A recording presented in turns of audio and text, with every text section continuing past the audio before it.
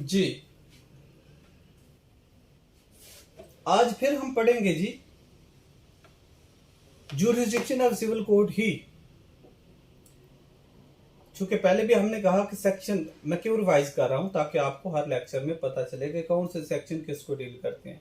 Section 15 जो क्या कहता है कि लोएस्ट ग्रेड की कोर्ट में दावा दायर होना चाहिए, तो इसी तरह 15 से लेके 20 तक सेक्शन है। और अब सेक्शन 18 क्या कहता है? सेक्शन 18 सिविल प्रोसीजर कोड, वो कहता है जी place of institution of suit where local limits of jurisdiction of courts are uncertain. अब लोकल लिमिट का पता नहीं है कि वेदर वो प्रॉपर्टी लाहौर की जुरिस्डिक्शन में फॉल करती है या गुजरावाला की जुरिस्डिक्शन में। अब अगर ऐसी कोई सूरत हाल है तो किसी एक कोर्ट को भी, अदरवाइज अगर कोई उसकी पिक्यूनरी इशू नहीं है, कोई और सब्जेक्ट मैटर इशू नहीं है, हम सब्जेक्ट मैटर भी देखेंगे आज थोड़ा सा, तो फिर ये दावा जो है वही किया जा सकता है।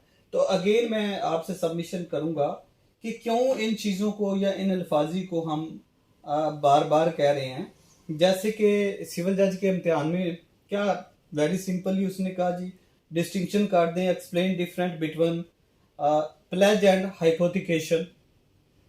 आप ये भी कहा जी रिसियन एंड रेवोकेशन ऑफ कॉन्ट्रैक्ट में क्या फर्क है। तो ये चीजें भी वो पूछ सकता है। अब जुरिस्डिक्शन की कितनी मैटर है, सब्जेक्ट मैटर है, पिक्यूनरी मैटर है, और इसी तरह यहां भी वो बात करेगा नेचर क्या है जुरिस्डिक्शन की। ठीक है जी, अगर कोई ऐसा नहीं है तो किसी में भी कर सकते हैं। हाँ, अगली बात कि इस अगर जुरिस्डिक्शनल ऑब्जेक्शन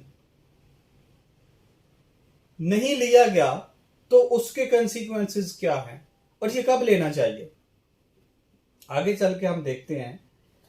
वो कहता है जी where it is like to be uncertain within the local limits of jurisdiction of which of two or more courts any immovable property is situated, any one of these courts में, उनमें से किसी एक court में, any one court जो है, if satisfied that there is grounds for the alleged uncertain। हाँ, ये भी बात है कि कोर्ट्स को ये सेटिस्फैक्शन हो कि इसमें कुछ गैर यकीनी की वजूहात हो सकती हैं।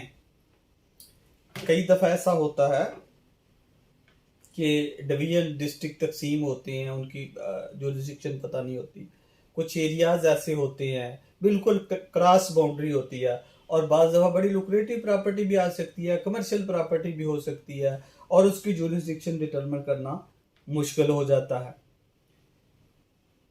Record statement so that effect. हाँ, यहाँ सेक्शन मजीद ये कहता है कि अगर उसे गैर यकीनी है तो जुरिस्डिक्शन के इशू के बारे में ये लिखे कि ये जुरिस्डिक्शन का इशू आया था, लेकिन मैं समझता हूँ, अदालत ये समझती है, प्रिजाइडिंग ऑफिसर ये कहता है अपने ऑर्डर में कि मैं समझता हूँ कि है मुझे jurisdiction. Record a statement to that effect, but इसका रिकॉर्ड करना या ना करना, करना बेटर, ना करना इतना फैटल नहीं है। ठीक है। And thereupon proceeds to uncertain and dispose of any suit relating to that property, and its degree in the suit shall have the same effect as if the property were situated within the local limits of its jurisdiction। हाँ, अगर wrongly exercise क्या की है, jurisdiction, wrong exercise of jurisdiction है। मैंने एक दफा बोला था कहीं प्रीवियस लेक्चर में कि एक वार्ड ऑफ जुरिस्डिक्शन होता है, एक एक्सेस ऑफ जुरिस्डिक्शन होता है, अपार्ट्स ये जुरिस्डिक्शन के, एक रॉन्ग एक्सरसाइज ऑफ जुरिस्डिक्शन होता है। इनमें क्या फर्क है? वार्ड ऑफ जुरिस्डिक्शन मीन कि जुरिस्डिक्शन है ही नहीं लेकिन फैसला कर दिया। एक्सेस ऑफ जुरिस्डिक्शन मीन कि वो उसकी पेक्यूनरी लिमिट नहीं थी लेकिन उसने फैसला कर दिया, वो फर्स्ट क्लास की थी या व्हाटसोएवर। अब लेकिन अब जो एक्सेस ऑफ जुरिस्डिक्शन है इतना वाइटल नहीं है, दो चीजें ज्यादा है, वार्ड ऑफ जुरिस्डिक्शन और रॉन्ग एक्सरसाइज जुरिस्डिक्शन। मतलब ये कि अगर ये एपलेट फोरम ये देखता है, रिवीजनल फोरम ये देखता है, एपलेट कोर्ट्स या रिवीजनल कोर्ट्स ये देखती है कि ये जो ज्यूरिसडिक्शन एक्सरसाइज की गई है ये क्या है, रॉन्गली। अब रॉन्ग एक्सरसाइज क्या है कि फैक्चुअल फैक्ट्स और लॉ को इग्नोर करते हुए फैसला कर दिया गया, तो फिर वो कोर्ट कंसीडर कर सकती है। टोटल एम्बार्गो भी नहीं है कि उसके ज्यूरिसडिक्शन को फिर उसी वक्त ही खत्म कर दिया जाए। अब यह है कि ऑब्जेक्शन भी उसी वक्त होने चाहिए। अगर स्टेटमेंट नहीं भी रिकॉर्ड, ऑब्जेक्शन भी नहीं लिए गए, जो कि प्रोवाइड करता है सेक्शन 18 का सब सेक्शन 1 के स्टेटमेंट रिकॉर्ड होनी चाहिए, लेकिन जजमेंट फैसला ठीक है, बज़ाहिर उसमें कोई नुक्स नहीं है, ना तो मतलब रॉन्ग एक्सरसाइज ना excess of exercise of jurisdiction है।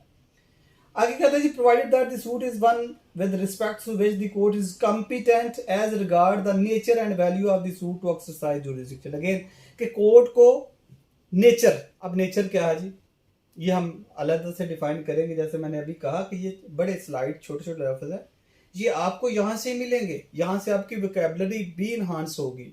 और मैं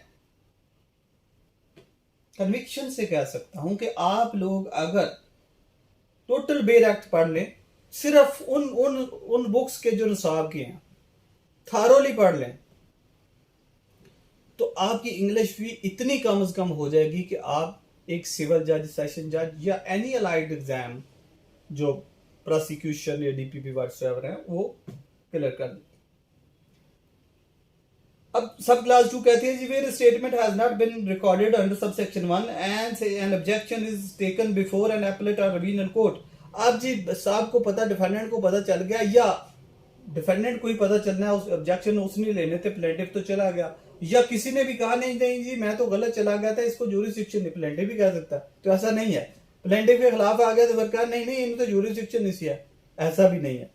तो रिवीजनल या एपलेट कोर्ट में जाकर वो कहता जी इसकी ज्यूरिसडिक्शन नहीं थी, तो फिर वो कंसीडर करेगी ओनली, मैंने कहा कि अगर रॉन्ग एक्सरसाइज ऑफ ज्यूरिसडिक्शन हुई है तो। Or order in suit relating to the suit property was made by a court not having jurisdiction where the property is situated, the appellate or regional court shall not allow the objection unless in its opinion there was at the time of the institution of the suit no reasonable ground for uncertainty as to the courts having jurisdiction with respect thereto, and there has been a consequent failure to justice। अब failure to justice किसी jurisdiction, lack of jurisdiction से नहीं हुआ तो कोई फर्क नहीं पड़ता। हाँ, अगर ज्यूरिसडिक्शन नहीं थी और क्या हुआ उसके कंसीक्वेंसेस में फेलियर टू जस्टिस है तो फिर कोर्ट देखेगी, यानी कि neither appellate court totally handicap हो गई, रिवीजनल कोर्ट ना उससे टोटली ये अनलीश कर दिया गया, फिर भी उसकी डिस्क्रिशंस हैं और डिस्क्रिशनरी पावर्स जो है अनलिमिटेड है। हम देखेंगे कि डिस्क्रिशनरी पावर्स क्या है। Thank you.